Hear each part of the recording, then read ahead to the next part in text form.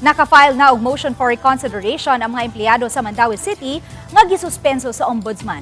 Gumikan sa gikwestyon sa aksyon sa bakanteng luna sa Barangay Paknaan nga gireklamo sa nagpailang tag-iya. Apan gibarugan sa dakbayan ang luna nga iya sa syudad ug ang gihimong lakang alang sa kaayuhan sa tanan.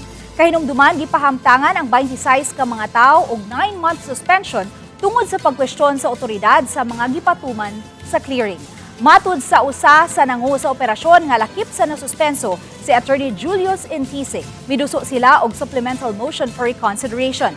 Kundiin gihimong basihan sab ang order sa korte ni adtong 2023 kundiin giila ang mga laka nga gihimo sa syudad sa maong luna.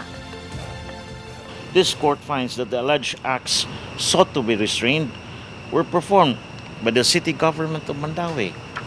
Clearly, we were merely acting as agents. The principal, like I said, is the city of Mandaue.